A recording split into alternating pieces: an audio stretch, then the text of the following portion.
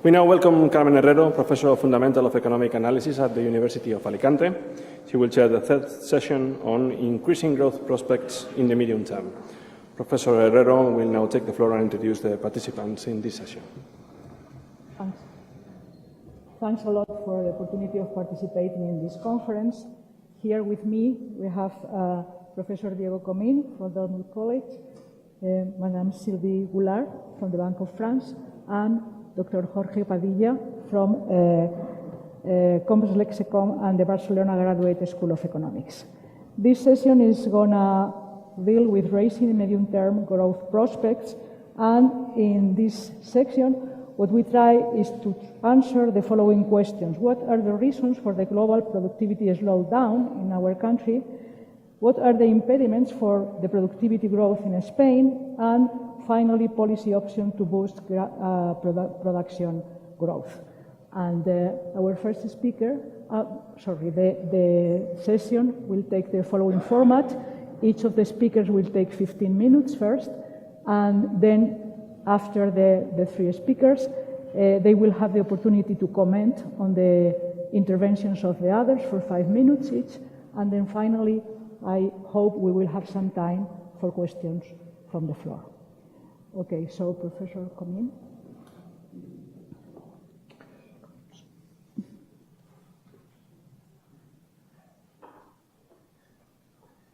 Thank you, Carmen, and organizers for inviting me. So, productivity, it's an important topic, but it's a complicated one. Okay? So this is my theory for why it's often overlooked.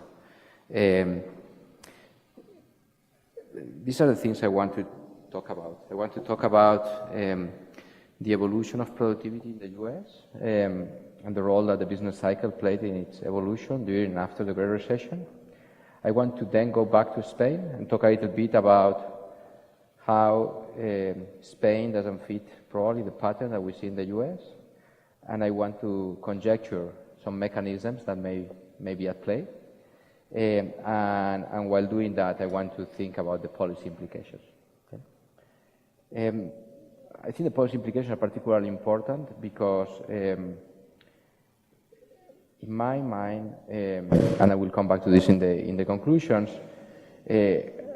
affecting productivity dynamics could have huge effects on income and welfare, and yet the array of policy choices that policymakers often consider are very, very limited, in part because of the limited reach that research has had, but also in part because of their lack of education about the state-of-the-art frontier. So, what's the question? The question is, how did productivity evolve over the business cycle in the US and why? So this is the evolution of linearly detrended TFP growth and labor productivity in the US before and after the Great Recession. And so you can see that during and after the Great Recession, productivity has slowed down quite dramatically. Okay? And so I've done a fair amount of work trying to understand why this was the case. And to a first approximation, this is the answer. If you look at investments that companies engage in to affect the state of their technology or the technology in the market, those investments are highly procyclical. Okay? So this is a linearly trended measure of private R&D in the US. You can see how it's plummeting with every business cycle. And this is more important. It's not just about the invention of new technologies, it's about how the speed of diffusion of technologies responds with the business cycles. Okay? So when new technologies are invented, companies still need to bring them into the production processes. If you measure the fraction of companies that have adopted a particular specific production process, and you look at how that share of adopters varies with the business cycle, what you see is that in the US, in the UK, it's very procyclical. The elasticity with respect to output in these countries is approximately 3. Okay? That means that good times, large fraction of companies jump into new technologies, become more productive. Bad times, they cut dramatically their investments in bringing new production processes into place, and the rate of productivity growth slows down significantly. Okay? When you put together a model that recognizes the fact that the trend, productivity dynamics are endogenous and that potentially can be impacted by business cycle conditions, it turns out that this endogenous component of total factor productivity, which responds to the investments by companies in developing and especially in adopting new technologies, that can account for a very large share of the decline in TFP growth that I just showed you. Okay? In particular, here, the black line is the evolution of TFP growth in the US, basically the same plot I showed you before. The blue line represents how much TFP deteriorated with the business cycle, okay, with this endogenous component of TFP. And you can see that this drop in TFP in the US of about 6 percentage points between the beginning of the Great Recession subsequently can be basically fully accounted for by this endogenous response of companies when developing and especially when adopting new technologies, okay? The intuition is very simple. I will show you the formula in a second to go to what's going on in Spain. But basically, when financial markets deteriorated and the rate of discount applied for companies to investments increased, they discounted heavily future benefits associated with adopting new technologies, and then they cut those. As a result, the rate of growth of productivity at the company slowed down, and because it takes a while for technologies to be adopted, that persisted until the current times. Okay? That's the intuition for the evolution of the blue line. Okay, so this is what has happened in the US, at least in my mind. What has happened in Spain? So as an economist educated in the US, I didn't look at Spanish data until quite late in my career. And I think that was a good thing.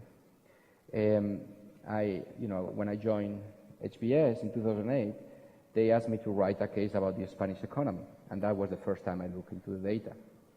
And so I started looking at Spanish data, and one of the first charts that I saw was one that depicted the evolution of total factor productivity and labor productivity in Spain since the mid-90s, okay? And I had to ask many people for the same data because I couldn't believe it. I thought there was something wrong with the data. So it doesn't matter where you look at the data, it's always the same. In Spain, since 1995, the evolution of productivity, TFP, doesn't matter. It has been dismal, okay? It has been beyond what my poor manage of English can describe, okay? So the Spanish economy was growing over this period of time, that's the blue line. GDP was increasing, the economy was expanding, we were having a great boom, and yet TFP was going down. That's not what you saw in the US. In the US, you saw that as the economy was expanding, TFP was increasing, and then when it was contracting, it contracted. When the recession hit, TFP growth continued to decline in Spain. So, it really doesn't matter whether we're in a boom or in a recession, TFP always declines in Spain.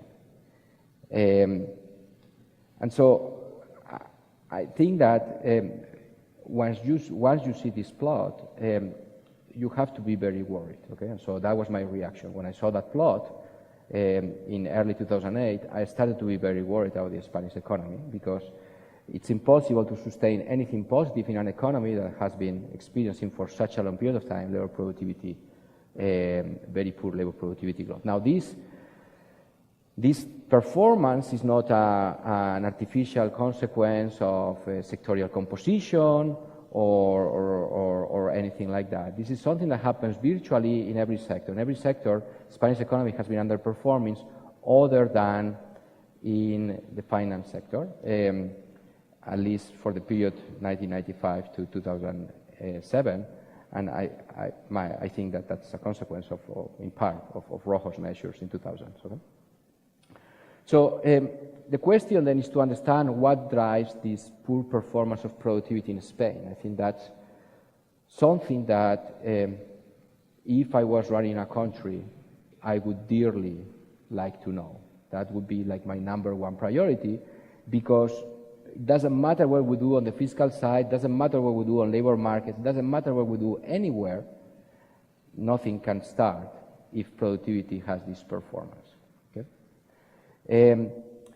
So basically, so basically since 2008 I've been thinking about this issue. Okay? I've never written anything because I think this is very, very complicated. This is hard stuff. And when they invited me to this conference, I saw it as an opportunity to basically had to take the bull by the horns, finally. And so in my effort to think about that, I've really thought very hard. This is the best I've been able to come up with. So basically, when a company is expanded, suppose that there is an expansion, there is aggregate demand going up. When a company is expanded, they can do it in 2 ways. One is just by increasing capacity, okay? So you basically hire more workers, build a new plant, try to reach a new market, and so on and so forth. And when you do that, typically it's going to be less productive. The inputs that you add into the production process, they are going to be less productive than the ones that you had, because either you have to do it in a rush, or because the new workers will be less productive than the old ones, or because the new market will not be as attractive as the one that you chose to start your business. And so as a result, this way of expanding by increasing capacity is going to lead to a decline in TFP. The economy will grow, maybe labor productivity will grow, maybe not very fast, but it will grow, but TFP will decline because you are adding marginally less productive factors of production into the process. That's one way of going. The other way of going is to think a little bit differently, and to, rather than trying to just expand capacity brainlessly, to try to use the opportunity in which demand is high and conditions are favorable because interest rates are low and because you can experiment, to implement new production processes. And in that way, either to reach to higher to clients that are willing to pay more for your products, or to lower cost and be able to reach to more clients because now you are more efficient in production. And you do that basically by implementing new technologies. And therefore, because you are implementing new technologies, you are improving your TFP. So those are the 2 ways in which you can expand capacity, in which you can basically expand production in good times. Now, which one did Spain follow during the expansion? Well, there are many ways to look at that, but one simple one consists in looking at the composing investment in different categories. Okay, so as you can see, investment increased quite significantly during the expansion. It used to be around 24% of GDP, went all the way to 34% of GDP. That's 10 percentage points higher. So in green, basically, numbers where there is a green, that means that they are high relative to peers. So I've looked at other countries like the Netherlands, like the US, and so these are numbers that are extraordinarily high when you look at these peers. Now the question is, this investment, where did it go? Did it go to uses of the capital that signal improvement in production process, or did it go to uses of the capital that signal brainless expansion of capacity? Unfortunately, it's the later. Okay, so if you look at where investment went, it basically went to residential structures, it went to other structures. Those 2 increased by a lot to represent basically 2/3 of total investment in Spain. It didn't go to machines. So machines basically, as a share of investment, it's about 10–11%. It's much smaller than in these peers countries that I've looked at. Definitely didn't go to software. Software represents a very small share of total investment. It didn't go to IT. We were very late and bad in adopting computers. And for sure, it didn't go to R&D. Private R&D is extremely small, like 3 times smaller than other countries when you look at private R&D as a share of total investment.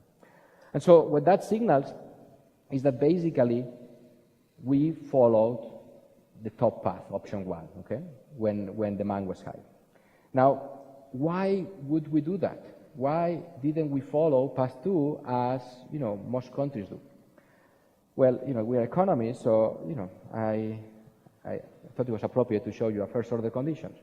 So when you look at the decision problem of the company, when it decides to expand, to improve its technology, it's going to compare the marginal cost of doing that with the expected marginal benefit from doing that. So what's the expected marginal benefit? Well, it's going to improve its technology, so profits are going to increase because now we'll be able to produce at a higher efficiency level, so that's the delta pi A. It's discounted by the future, R minus 1 is the discount rate. But there is another term. So I think this component is probably the same in Spain as in other countries. If you improve the technology of a Spanish company, for sure profit will increase.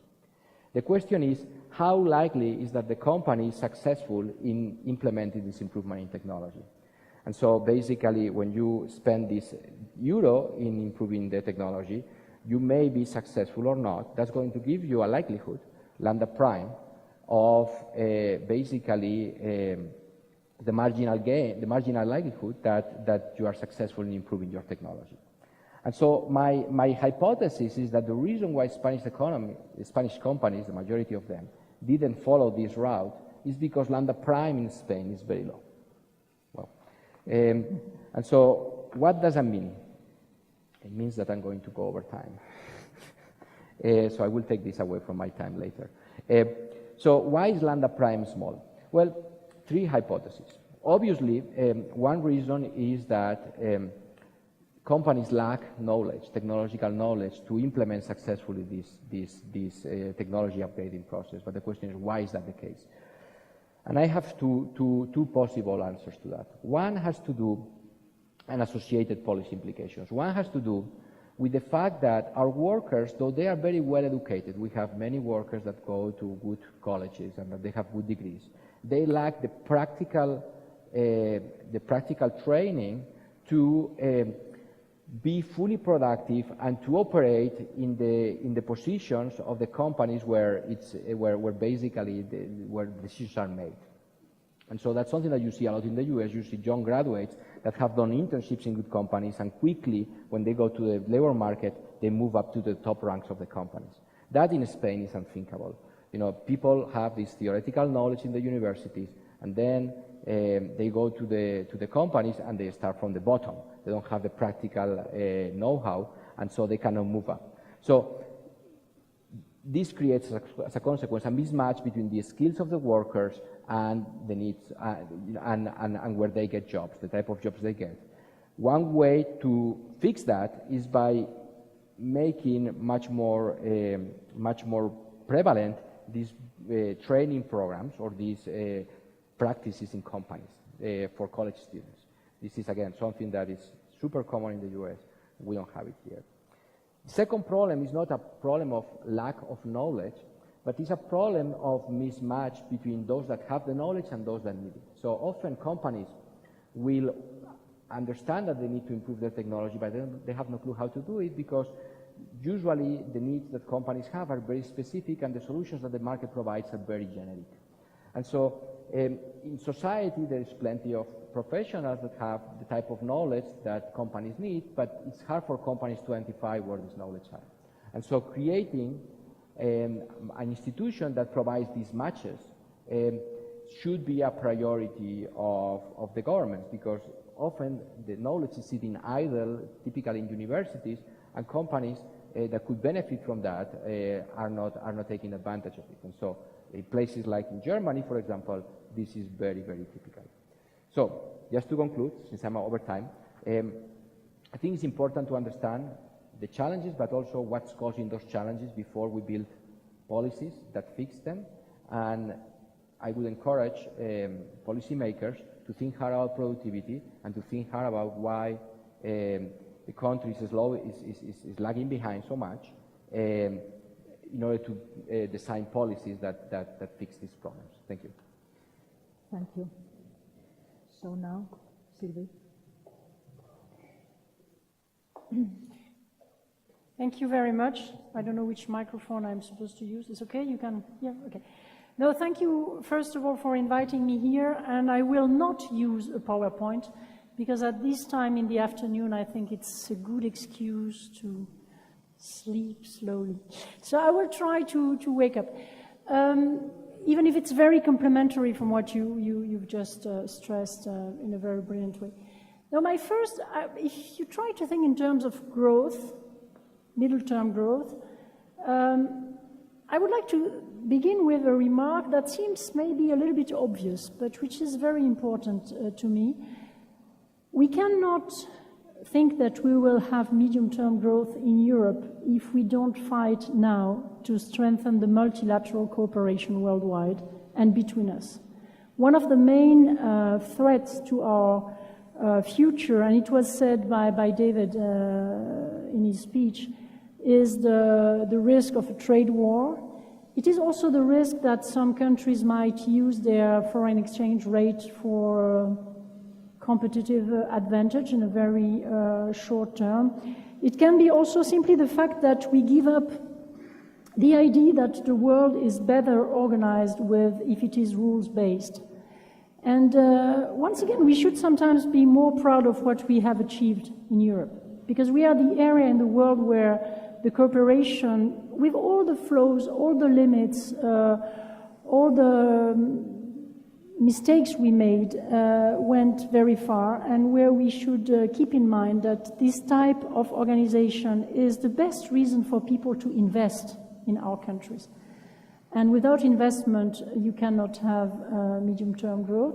Of course, I say it in Spain, a country that has benefited, as we all did, but usually from the entry into the European Union. And I'm not going to give you all the figures, you know them better than I do. You also have to realize that even if the euro was very heavily criticized in the last years, the benefit of being together in the euro was very clear in terms of low inflation rates and stability, once again, for our companies and for the households to plan, to make plans for the future. And here the Brexit, which is a very sad decision of the British people, but we respect, can also help us to realize what we could lose if we continue to criticize the way we do Europe, instead of giving,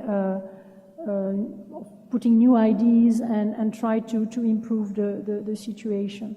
All the studies, even if I can admit that the type of arguments called project fears by the Brexiters was not the most convincing one, but if you look at the figures from Her Majesty Treasury, from the OECD, from quite all the sources, they are all going in one direction, which is quite negative, from 3% to 7% loss of growth in the coming years. So this was my preliminary remark. Sometimes the most important things are not the ones we see the best. And once again, what we have in front of us in terms of climate change and need of development in Africa or in some parts of the world should push us to continue to make the battle for multilateralism. The second point I wanted to make, and it is really complementary to what you just said, Diego, is the question of human resources. Because we are facing structural changes. We are one of these generations in the story of mankind facing something very special. Of course, it's always difficult to realize exactly that it was maybe different for our parents or grandparents, but there is something very new. And here the question of the quality of growth is also very important. In Europe, at least, and maybe in many other parts of the world, but at least in Europe, I really believe that we can only convince the citizens and we can only have them on board to accept some changes and to move if we keep the idea of having an inclusive growth. You know the definition of the OECDs, it's growth creating opportunities for all segments of the population, distributing the dividends of increased prosperity, both in monetary, non-monetary term, and at the end, something we can sum up by saying it's fair growth. It's something that gives all people chances to change their own life by being more productive. Because the key question behind your math, Diego, was how do you convince people to be more productive? And this is an issue that is always underestimated. I mean, the reason why people are going to learn more, to be reskilled, to believe that what the public authorities are offering will provide for them better solutions for the future.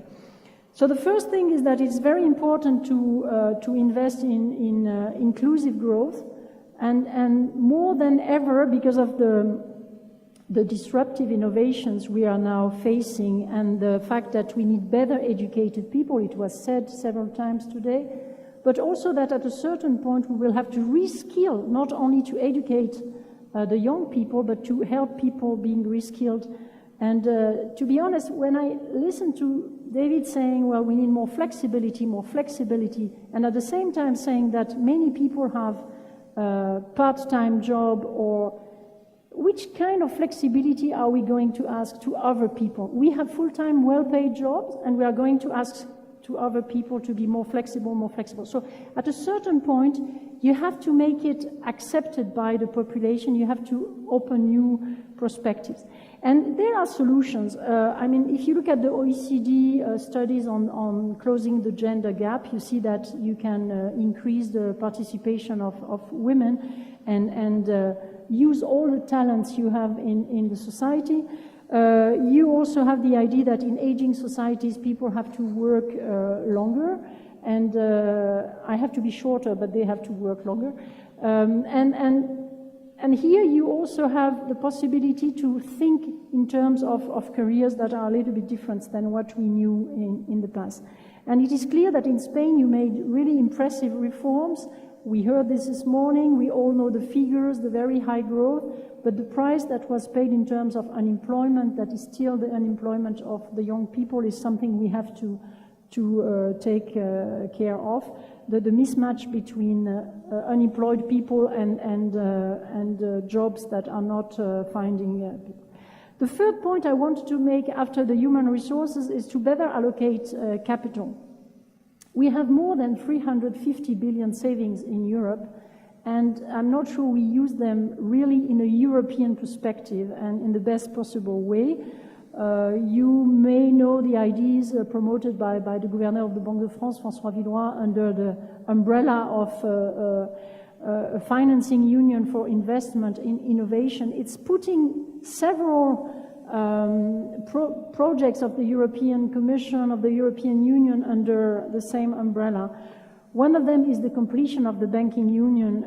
I would quite say, of course, but I must say I'm myself a little bit tired to listen to people saying we have to complete the banking union, we have to complete the banking union. It's a kind of, the Germans would say, Gebetsmühle. We repeat the same prayers. The reality is that it was a quantum leap to create the SSM, the SRM. I had the chance to be at the European Parliament at that time, and I really measure the change it represents. We have new procedures, we have new institutions, we are looking at several problems at the level of the euro area. It was not the case before. But actually, if you look at the reality of the banking sector, you still realize that the banks are not, they are big cross-border banks. Santander is one of them. We have UniCredit, BNP Paribas, etc. But I don't have the feeling that in the business and from the point of view of the business, we really have a euro area banking sector. And this seems to me more important than the detail, I'm sorry in front of the colleagues from the Commission, to have the details of this or that. It's not only an institutional problem. It's really the fact that do we encourage our business to think at the level of the euro area? Are we ourselves looking at it without the national barriers? And do we accept, for example, that some capitals of bank could be in another part of the euro area? And do the national supervisors and legislators stop looking at it from solo approach? So this was the first point, completing a banking union, but not only achieving, even if it is important, of course, achieving the goals we have already set to ourselves years ago, but also to try to make a big step in the collective thinking in Europe. The second element is to accelerate the so-called Capital Markets Union project, which is perfect on the paper, but at this time is a little bit disappointing because there were some progresses on securitization, prospectus, but we all know what we are talking about. If you want the savings to go somewhere, you have to use the tax instrument. You have to decide a certain level of tax convergence in the space you consider the space for financial services. This is a big taboo. I know how difficult it is, but we should not avoid the question, as well as we should not avoid the question of insolvency rules. It's very tricky because it is not something dealt with by the finance ministers, but more by the justice ministers. But it's clear that if you want to get rid of the NPL, if you want to be sure that in the future people who invest can get their money, even if there is a failure, quite quickly and with limited losses, then you have to improve this. And the very last point is also that we usually don't look at all these questions from the perspective of the business. The current Commission created the so-called Juncker Plan, which was the willingness to invest more, and it was a very positive step after the years of crisis. But it is clear that if we don't look at the future of Europe from the perspective of the companies, of the startup, of the ones innovating, investing, then it will be very difficult for the young generation to believe that we do something for them. We should stop having a very inward-looking vision of, in terms of plans, but really, where are the needs? Do we need venture capital for some innovators? Do we need some capital markets union also because of Brexit and the fact that the main financial center was in the European Union but not in the euro area?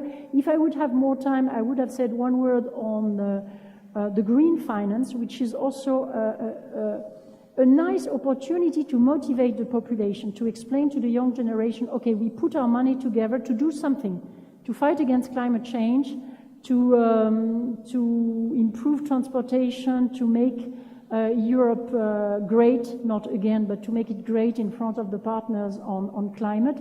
The Banque de France has created a network of central banks and regulators worldwide in order to push these ideas. The Commission has proposed an action plan that is very ambitious. And if you once again believe that we need to convince the citizens to listen to their doubts and to convince them again that we do something concretely together, the greening of finance could be also a very nice engine for the growth in the future. Thank you. Thanks, Sylvie. So now, Jorge.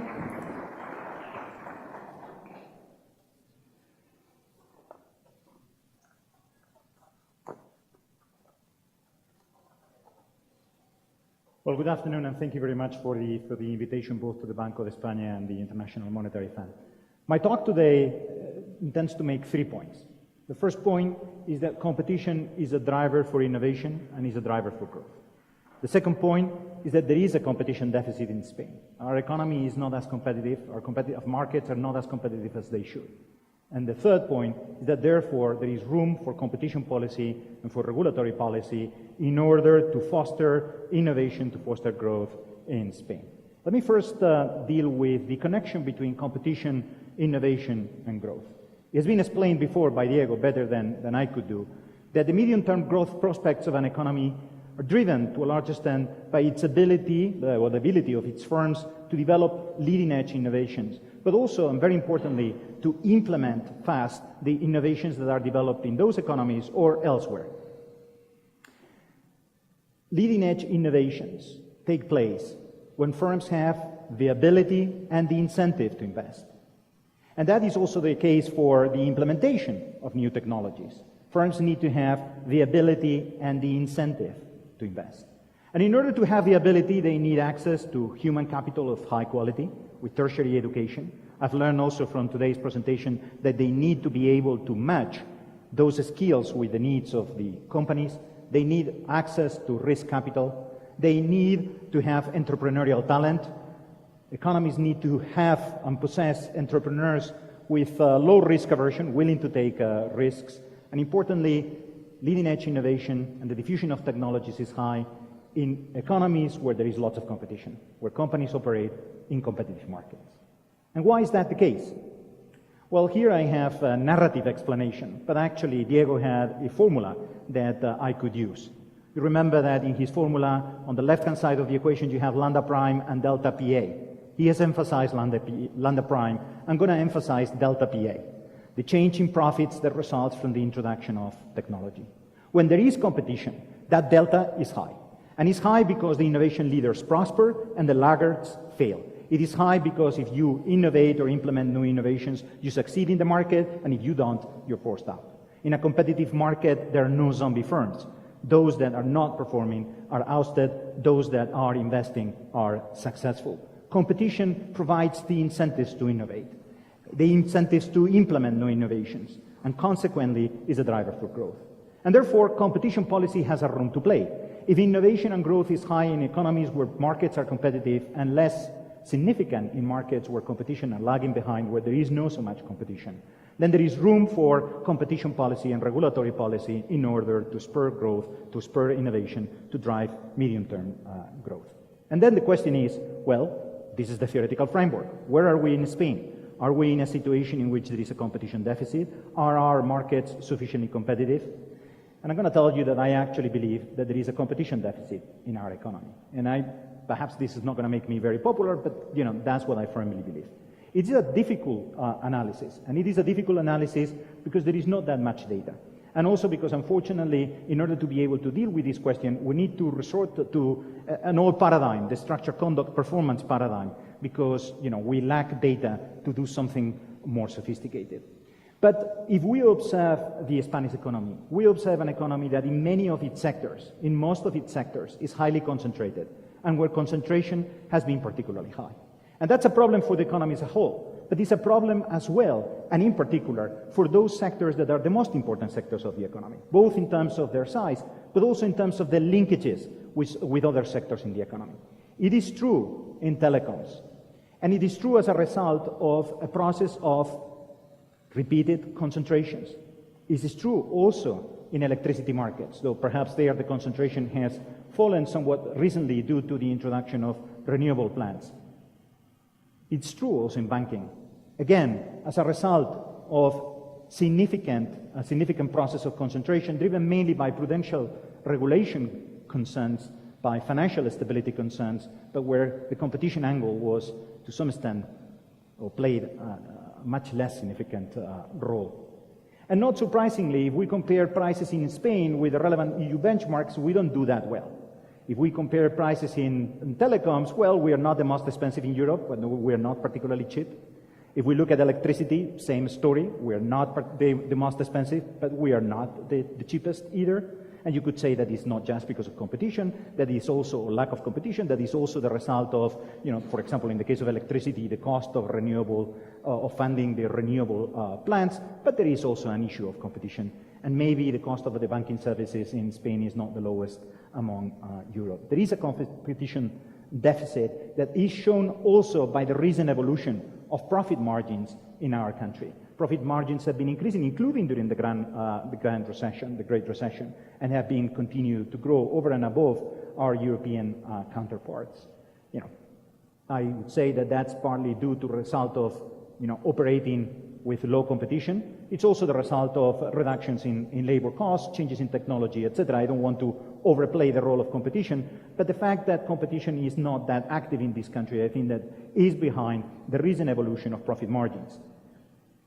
Firms don't perform if they are not operating in competitive markets. They don't have the incentive to invest. And in fact, R&D investment in Spain, as Diego mentioned before, and you can see in this picture, is particularly low. And markets don't expel zombie firms, don't eliminate those that are inefficient, those firms where productivity is low, and replace them with firms with high productivity. We have more zombie firms than anyone else. You could film Walking Dead in our economy. and management skills are low. Whenever anyone has studied the performance of our managers, the skills of our managers, the results are dismal. And again, if you are not operating in a competitive economy, if you are not really under pressure, why bother? So what should be done? Well, before I make a few policy proposals, let me introduce two caveats. The first caveat is that competition doesn't explain everything that has happened in Spain. Lack of competition in our markets is not the only factor that drives these poor outcomes. There are many other factors. Limited access to high-quality human capital and venture capital, risk aversion driven by harsh bankruptcy laws, poor governance in third-generation family firms, I think that that's particularly important, ineffective market for corporate control, limited market size, sometimes due to regional regulations, and inadequate R&D policies, limited expenditure, public expenditure, limited incentives to private firms. My second caveat is that whereas I'm emphasizing the lack of competition of the Spanish economy, it is true that competition has increased in many sectors of the economy as a result of liberalization and deregulation initiatives, the integration of markets within the European single market, efforts to avoid regional fragmentation, like with, for example, Ley del Mercado Único, regulatory intervention to eliminate barriers to entry in energy and telecoms, and because of the activity of the Spanish competition and regulatory authorities that have been fighting cartels, trying to condition anti-competitive mergers, and have been more recently advocated intensively for the promotion of competition in our economy. But that's not enough. We need to take some measures. We need to do something more. And the first thing that I would like to say is that we need to strengthen our competition policy enforcement. We need to beef up our competition authorities, not only by adding human resources, but also by improving the quality of the human resources. We need to have a competition authority that takes off cases, but also lands them effectively. There is no point in taking off planes if you cannot land them. You have to land the cases, and that means that you have to prevail in court when the cases are reviewed. We need also more enforcement powers, and I think that the European Commission is working in that direction.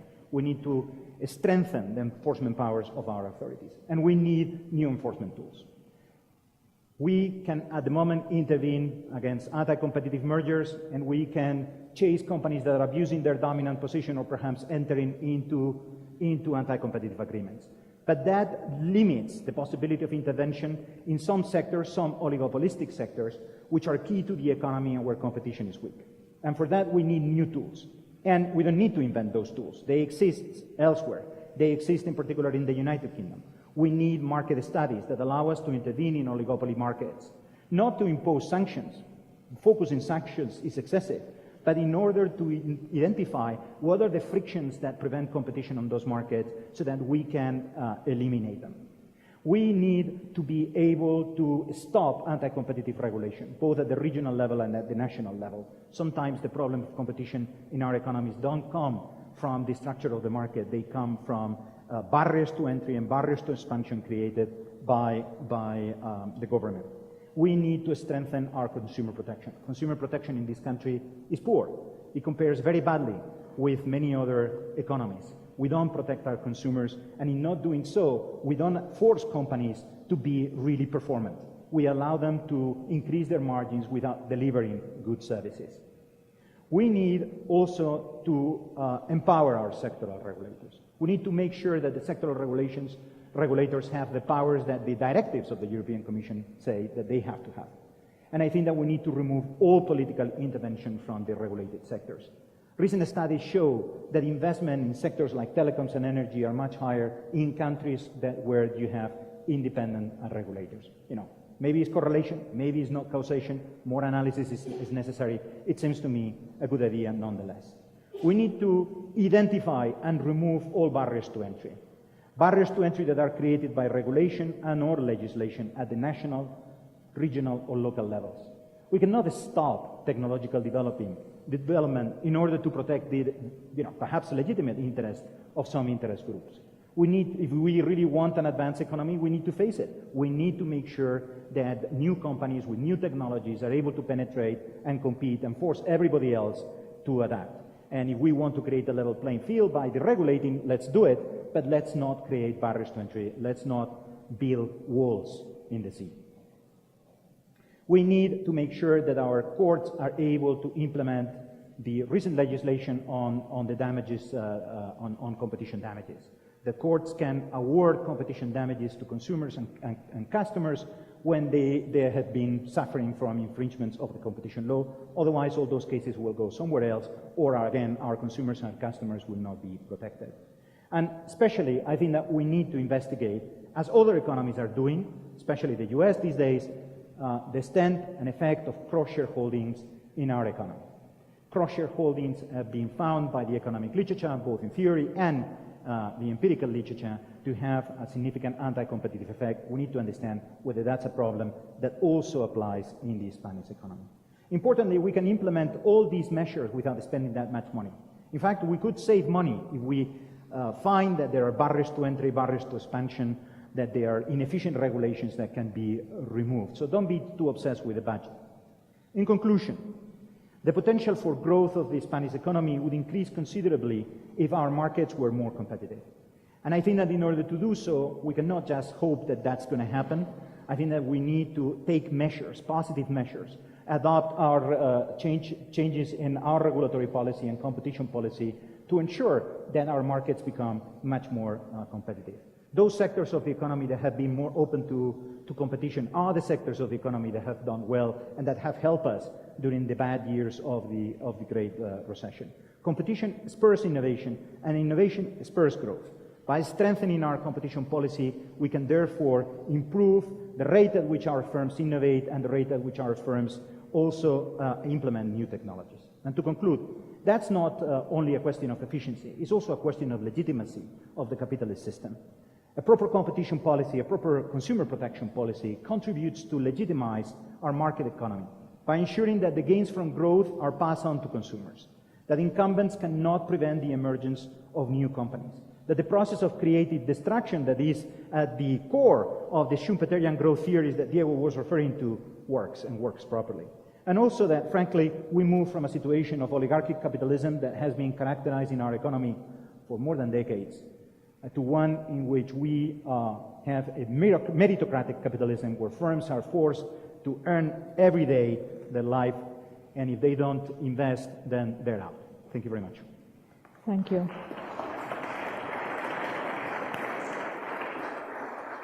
Okay, thanks to the three speakers for our very inspiring words. And now, if you want to address the others to make some comments or questions, you are welcome to do so. Diego? Okay. I wanted to thank you for your talks. They are very interesting. I have a couple of comments. So, regarding the question Sylvie posed, how do you convince people? I don't think that you have to convince people. You just have to make sure that the question holds when adoption is high, not when adoption is low. And so basically what that means is that you have to understand what's the problem, whether adopting technology is too expensive. I don't think that's the case. I don't think it's a matter of prices, or whether delta pi A is high or low, and there we can discuss that with Jorge in a second, or whether lambda prime is small, whether basically companies don't have that capacity to bring new technologies. So from that perspective, it's not a matter that you have to tell them, you have to convince them into adopting technology. You just have to make sure that they acquire that capacity. Unfortunately, that's not something that you can buy in the market. There is no market for technological knowledge like there is a market for tomatoes. I mean, there are consulting companies out there that will help you to become a better manager. McKinsey, management consulting companies will provide you those services. But for technologies, typically you don't have that, and when it exists, it's too expensive. So I think that there is a market friction there, which is the lack of market for technological knowledge, and that is where there is potential room for intervention. Again, there's been countries where institutions have been created that fix that problem, and that has led to significant improvements in the performance of companies, especially in terms of adoption of new technologies and being in the frontier. So with Jorge, I think, I like the way you use the equation. I think that's very nice, very elegant. I have a couple of comments regarding, I mean, I agree with everything that you said, so I think the competition is important. Now, the literature on competition and growth, typically what has emphasized is that the relationship is not monotonic, that there is an inverted U-shaped relationship, so that if you have no competition at all, a little bit of competition is going to make you grow faster, but there is a point where if you push farther, more competition is damaging because you need some sort of rents to create growth. So that's one question I want to bring to the table. You know, I guess that your answer is that you think that we're still in that phase, in that region where we are in the upward sloping portion of the curve. But I would like you to see whether that's a guess or something that you have estimated based on, because the literature is quite precise about where that threshold is. And when you look at the performance of sectors, the only sector where in Spain, productivity in sectors, the only sector that outperforms relative to Europe and relative to the US in Spain is banking, which is probably the highest concentration sector, more so lately. Manufacturing, which is where you would be facing foreign competition, it has been also underperforming basically to European peers and to the US. So I mean, these are just 2 data points. So I don't want to push back too much based on that. But and then finally, the last thing I want to bring into the table is that the performance in productivity in Spain has been particularly dismal after '95. And my sense is that, probably in terms of competition, things haven't changed that much. At least there hasn't been a huge deterioration, say, between before and after '95. So I mean, those are just little stars I throw on the table for you to take them away from me. So maybe you will want to answer, please. Okay, I think that you raise a number of interesting issues. Let me focus first on the so-called inverted U-shaped relationship between competition and innovation.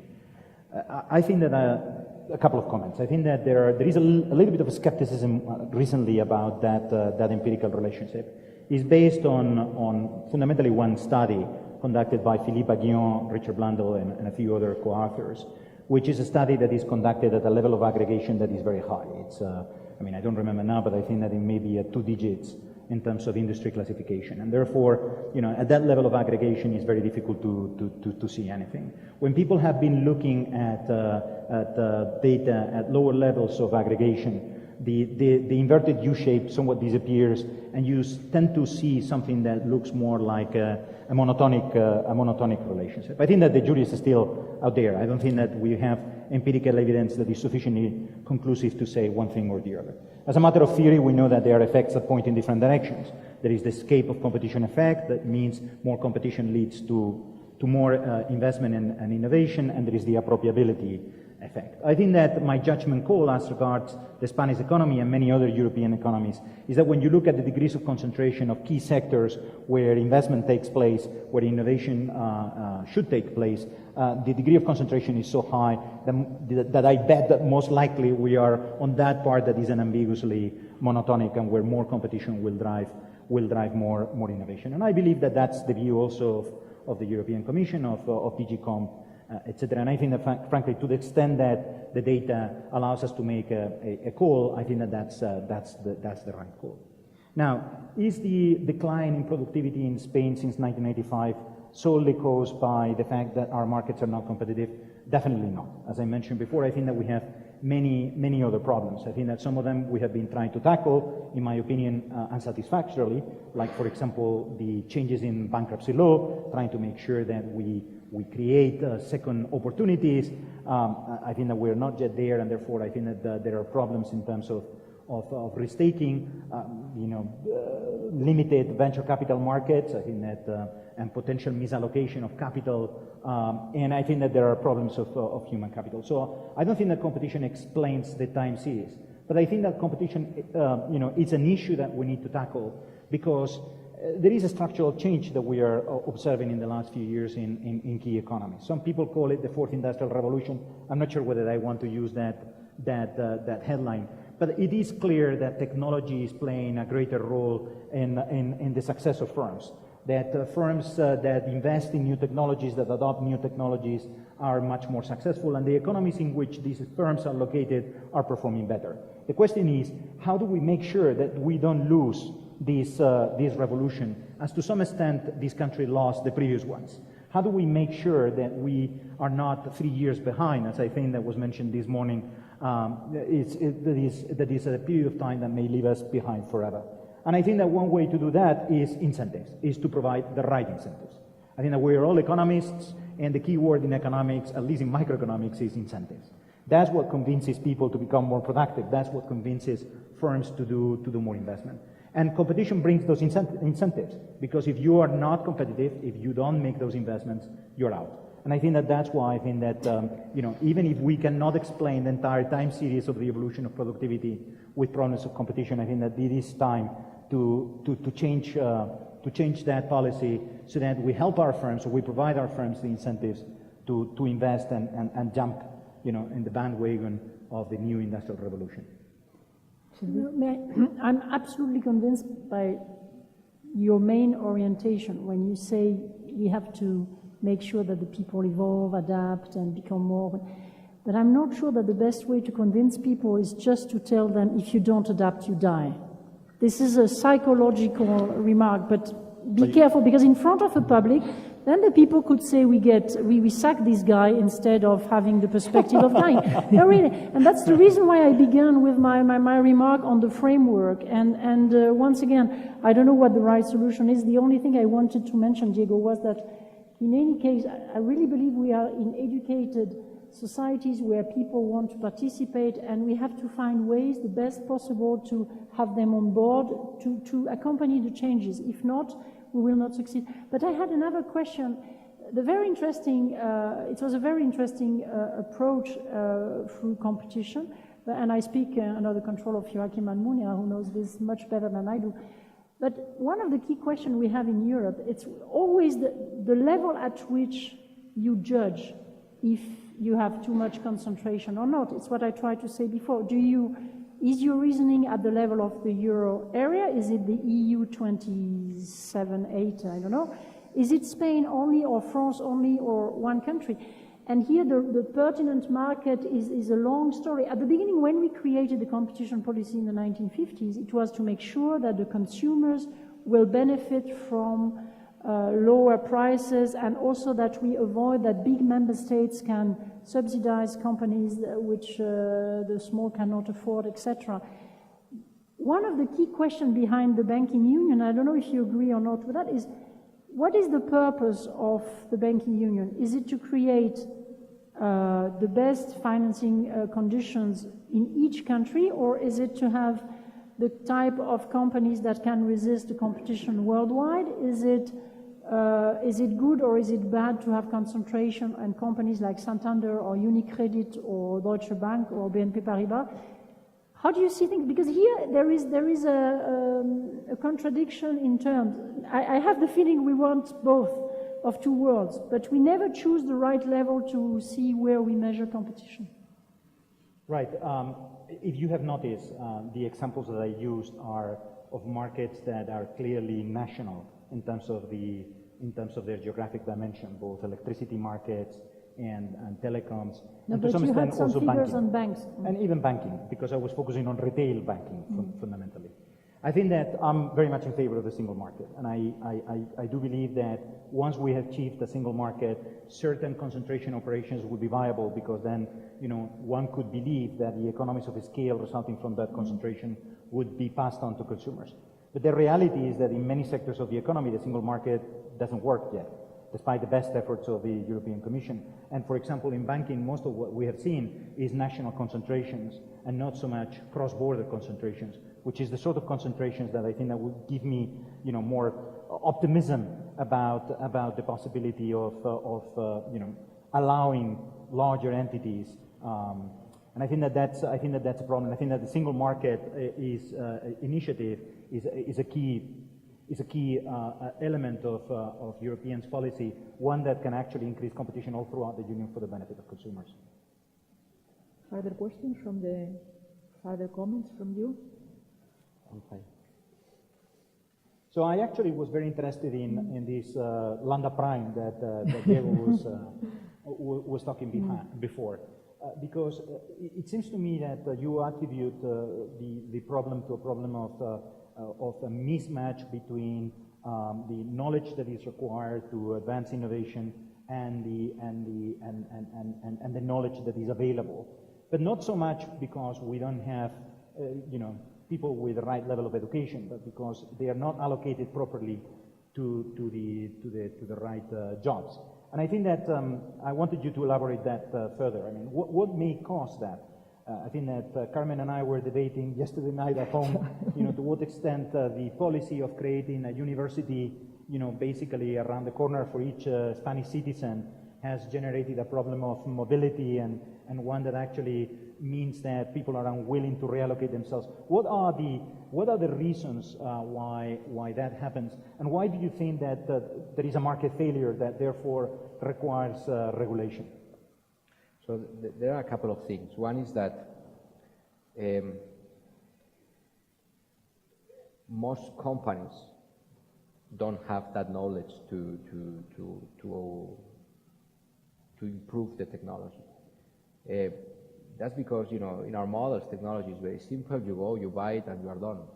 But in reality, most of the technologies that the market offers are very generic. They are like, companies have, especially companies that develop technologies, their incentive is to develop things that many people can buy. And then they have to tweak them, they have to adapt them to the specific production processes. But many of the technologies that companies need are things that are special for them. And the market is much worse at providing those inputs. So big companies, they have the solution of developing it by themselves. If you are Microsoft, you don't worry. You have the best engineers in the world. You have all the know-how to develop any piece of software you want. You don't need to go to the market. You do it yourself. You do it in-house. But most companies don't have that know-how, and so they cannot develop the technologies by themselves. They have to basically adopt only what the market offers them in a generic way, and then if that works for them, fine. If that doesn't work, then they will not be able to jump to the state-of-the-art technologies. So that is one challenge. The second challenge has to do with the fact that if you bring, so in that particular point about the mismatch of skills, what I had in mind was the following. I think that to make a worker productive, to make a student, suppose that you hire a college student, to make him productive, he has all this theoretical knowledge in his mind, he's an engineer, he knows how things work, but he needs to apply that. He needs to basically develop some expertise in actually what is the production process of the companies. And to do that, he needs to be exposed to certain jobs in the company. If companies don't expose newly hired employees to those positions, they are not going to fully develop their potential. And so typically what you see in Spain or what you see in the US or in other countries is that while you are doing your degree, you spend some time in companies. You spend like a term in a company, and that exposes you already to some of the jobs that you're going to be doing in the company, and that complements very well the knowledge that you develop in college. And so that what does is to facilitate, to move quickly the worker within the company to positions where he can make the calls about which technologies we bring in, he can understand the technological needs of the companies, he can understand the possibilities that technologies offers out there. My sense is that in Spain what happens is that it takes a long time for a college graduate to move to those ranks. And then by the time he has moved to those ranks, his knowledge is already depreciated. He's not familiar with the market, to the state-of-the-art technology anymore. And, he's not going to be pushing for adopting new technology very, very fast. So in a way, this point I was making about the, and so in part what you see in the data is that there is a mismatch between the skills of the workers and the skills required to perform job. Often there is an over-education on the side of the worker. They are too educated for the task they are performing. So that is the piece of evidence that somehow supports, I think, this view of the world. And I'm not 100% sure if the problem is a coordination failure or if it's a market failure. Probably it's a market failure in the sense that there are some externalities, from engaging college-educated workers into these vocational training, into these training programs, and this is a spillover because, a company is not going to do it by itself. You need like a critical mass, and so you need to coordinate. So that's exactly what I had in mind. The other challenge is a bit different. The other challenge is not so much about stuff that happens within the company. It's stuff that happens across companies. It's about solving this gap between those that have the knowledge. Like you go to college. I mean I know that this would take us too long, but basically that's something which I've implemented in Malaysia. So I know for a fact that it's a challenge in many economies and that can be fixed. So if you go to universities, there will be people that have extremely high knowledge about specific technologies. And then there are companies that did not need that knowledge, but there is no match in between the two.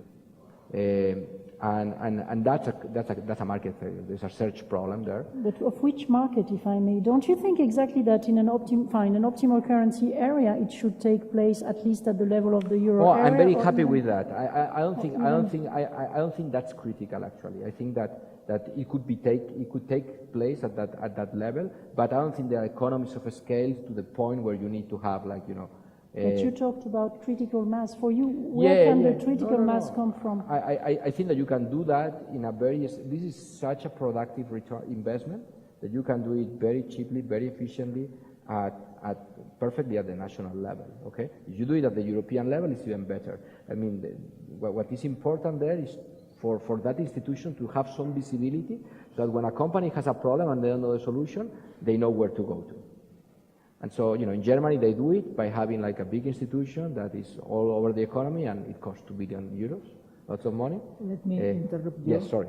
Because I would like to at least leave the space to the floor to make some questions or comments. Yeah? Klaus Maso is my name, from the European Central Bank. I think one issue which links the two panels, the one before on labor markets and this one, you mentioned the issue of you need to have the right incentives. We have, the question is, how do you get to the right incentives? On the public sector, the government, that they do the reforms. We need transparent institutions like the one of José Luis Escrivá, who presented that. I mean, really outside independent institutions who make the voter aware of problems in the public sector. On the firm level, the incentives, what we did not discuss on the labor market and what we did not touch so far here is how do you incentivize managers or owners of firms to invest in the human capital, in the skills of their workers. Effectively, where you have a lot of temporary jobs, this says, we don't invest in your skills. That's the reason we have a temporary job. We don't believe in you. If there's a problem, we send you home. Why do firms not invest enough on their own? Don't have an incentive, a profit incentive to invest in the human capital of firms. Perhaps it's that where they invest, people could go, take the investment with them, and the firm loses the investment. Do we have labor contracts? Do we have regulations which could help there? Do we have currently an underinvestment of firms in the skills of workers because the firms fear that they lose this investment too easily? Is there an issue of especially with the digitalization, where you cannot expect that this investment comes only from the public sector? You need to incentivize firms, and the firms apparently in many cases don't do it. So firms are concerned about losing their investments. I think that there was a recent case in the United States, in California, where leading firms in Silicon Valley had agreed between themselves not to poach some of their key staff. And that was obviously anti-competitive and illegal, but it clearly shows, is a good illustration of the company's concern about not being able to fully appropriate the investments that they make on their human capital. There are other responses that companies, both in high-tech industries and in other industries, and other sort of initiatives that they adopt in order to limit that concern. I think that a number of us have non-competition clauses in our contracts, which means that you're forced to stay for a period of time in a given company. Of course, you can walk away, but then you cannot compete against your company.